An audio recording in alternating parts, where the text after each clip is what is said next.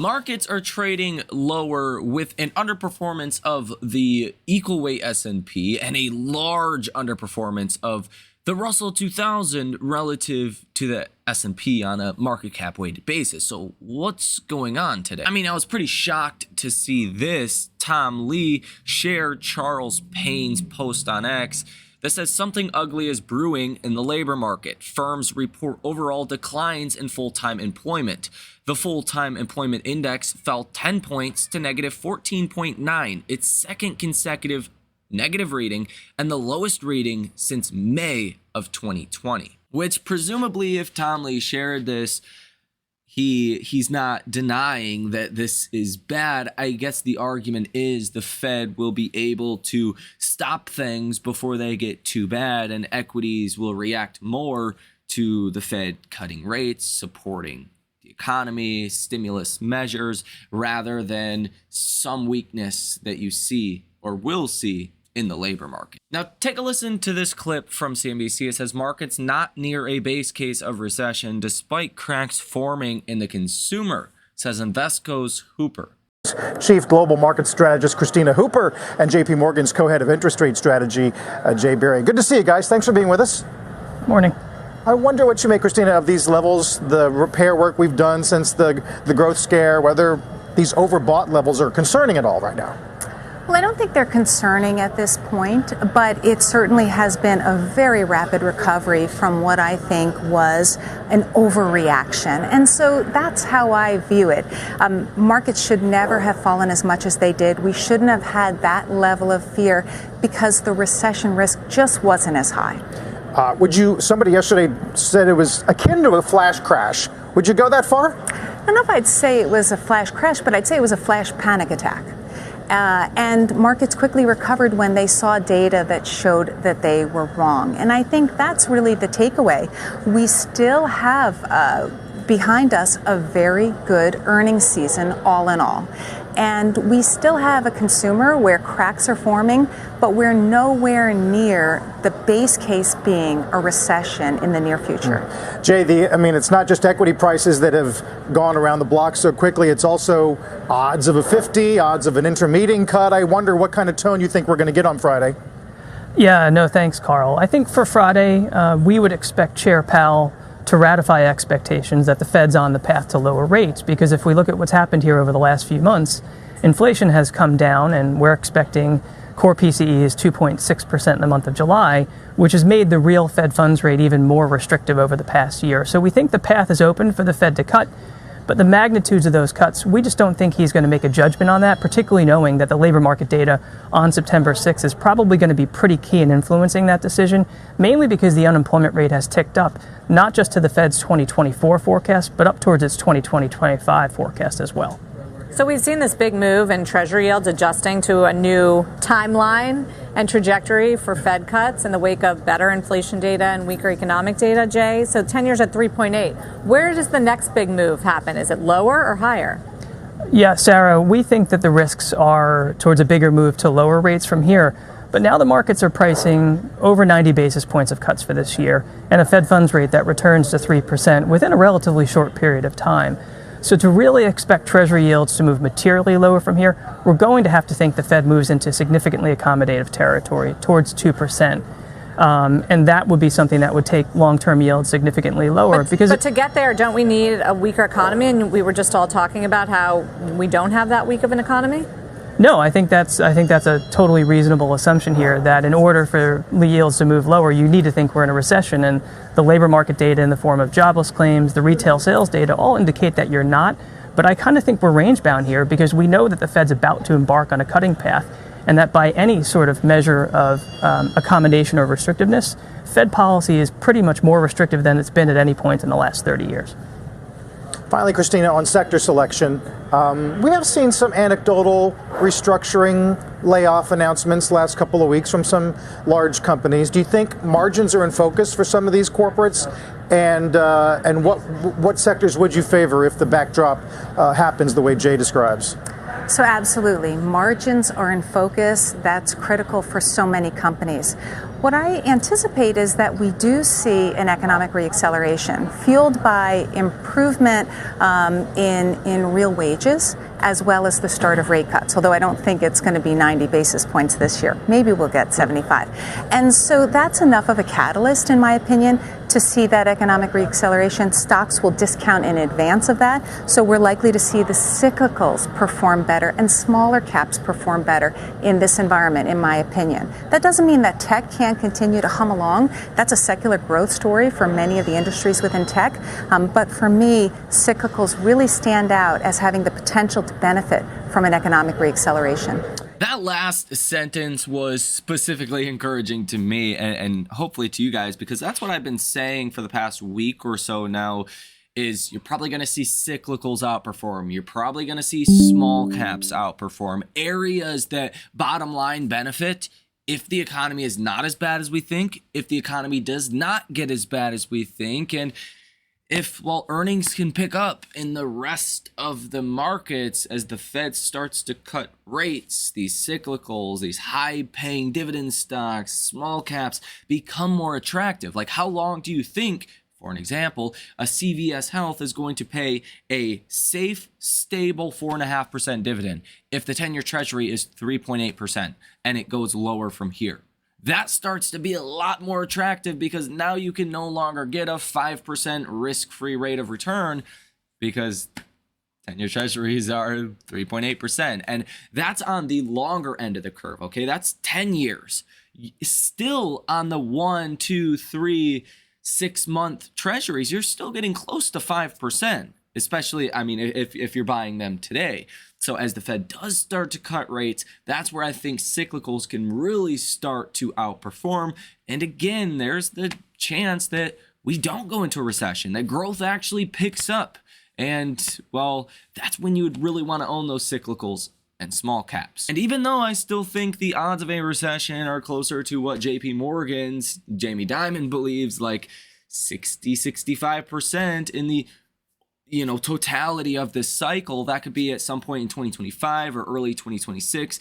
I think it's going to be hard to avoid an eventual recession. But in the near term, do I think we could get upside in cyclicals, small caps? Yes. Yardini said something that I thought was pretty interesting today that I want to share with you.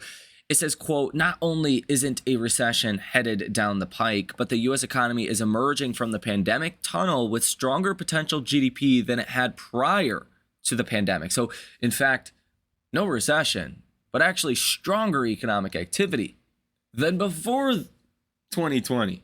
I mean, that's a really good setup for small caps, cyclicals, so on and so forth. Nick Timmerhouse writes, the New York Fed survey shows the share of individuals who reported searching for a job increased to the highest level in the 10-year history of the survey. Among those with jobs, the average expected likelihood of becoming unemployed also jumped to a series high. Liz Young Thomas on X says dealer positioning in S&P 500 futures is near its most negative levels ever.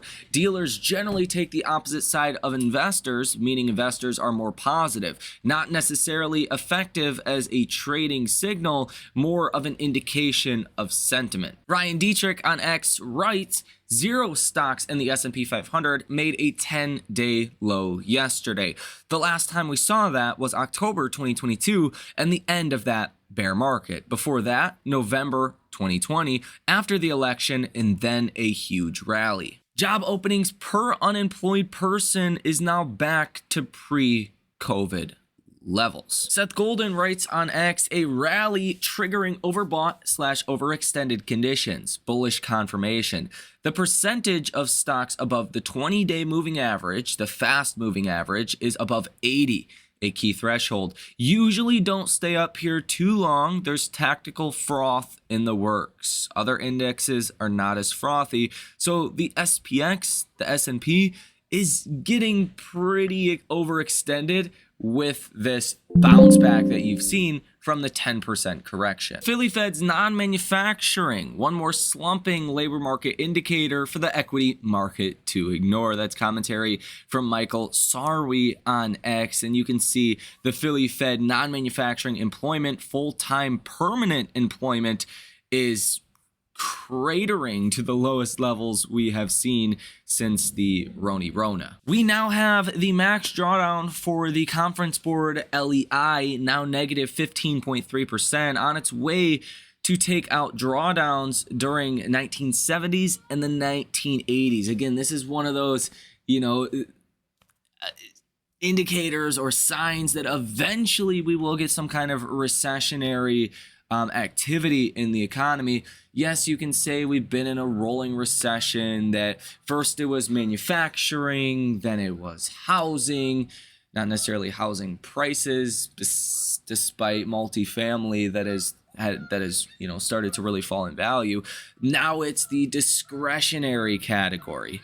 What's next? Does it end there? Does it go into something deeper? I think that will start to be the main focus of investors, and that's why the consumer is in such a large focus right now. With that said, Lowe's reported earnings today, and they did cut their full year outlook. Now, Lowe's is like Home Depot. It's really a construction related company, home improvement related company. So Wall Street doesn't care too much about what Lowe's has to say. But tomorrow morning, you get Target, Macy's, and TJX. If Target has bad things to say about the consumer, that's going to put another red flag in investors' minds. It may benefit Walmart because Walmart is doing great because even higher income shoppers are choosing to shop there instead of something that is a little bit more premium or expensive like a Target, like other potential outlets. And it is being reported that central banks are stacking gold at the fastest pace in history. That can't be good. Goldman Sachs Rubner says the pain trade for U.S. stocks is higher. He says dip buyers expected in a sell-off as traders long gamma. The bar for being bearish is high, Rubner tells clients. Momentum traders and a surge in corporate buybacks promise to drive a U.S. stock rally over the next 4 weeks, according to Goldman Sachs trading desk. The pain trade for equities is higher, and the bar for being bearish at the beach into a Labor Day barbecue party is high, managing director for global markets and tactical specialist at the bank wrote in a note. Rubner, who correctly predicted a late summer correction and advised in late June to trim exposure in U.S. stocks after July 4th, has turned tactically bullish, saying current positioning and flows will act as a tailwind as sellers are out of ammo. The S&P 500 and NASDAQ each posted their 8th consecutive daily gain yesterday. The last time such a winning streak extended to 9 days was 1992. And at the time of recording this video, it's possible that could happen. The S&P is only down 0.15%. Still a bit of a toss-up at this point whether we do extend into 9 straight green days, and this rally back has been aggressive. Okay, and I think there is a little bit of risk heading into Jerome Powell. Even if we get a really good Powell, even if we get a Powell that tells us everything we want to hear, that markets can give some of it back just because you've rallied so much. And I do think you want to buy cyclicals, you want to buy small caps, you want to buy stocks that will benefit if we in fact avoid a recession, because they are trading at some pretty dang big discounts. Okay, you don't want to squander some of these 5-10-year lows you're seeing on some of these stocks. If we do actually avoid a recession, they're going to do very well. At the same time, you want to have a lot of cash, too much cash on the sidelines to take advantage of any fear of any selling, any recession risk or ultimate recession that we do go into. And I think right now, knowing there's a greater chance of a recession than not, ultimately, whether that's 2025 or even 2024, I think you have some time to prepare. again, if you don't think we're going into recession, then fine. You just spend all your money, you know, buy stocks now, do what you want to do. It's not financial advice. But I think the risk is too high that we go into some kind of broader slowdown. We're just now starting to get the consumer that is on paper pulling back, that is not buying discretionary items anymore. And it's so new. It takes time to get reflected in the data. It takes time to get reflected in GDP and for markets to get over that hump of, oh crap, there's a recession coming. Here on the day today, the percent of stocks trading above the 50-day moving average is at 56.84%. That's okay. That's pretty much neutral. 50% of stocks or so trading above their 50-day moving average. It's not great. It's not bad. It's kind of just hanging out here. We do have our major events of this week coming this Thursday with your composite PMI data, your service data, your manufacturing PMIs, initial jobless claims, some regional Fed data that comes out Thursday. That's going to be important for Thursday. Friday's Jerome Powell. That's probably the biggest event of this week. As long as the data is not really bad or really good, then it's definitely going to be Powell as the main event. And I think some of the selling you're seeing in different sectors today is related to just positioning before these catalysts. Your treasury yields are falling 4 basis points today, so that's telling you markets are expecting a little bit more of a dovish Powell or maybe a little bit worse of economic data. CNN's Fear and Greed Index is neutral at 45. Yesterday, you were in fear territory at 41, and 1 week ago,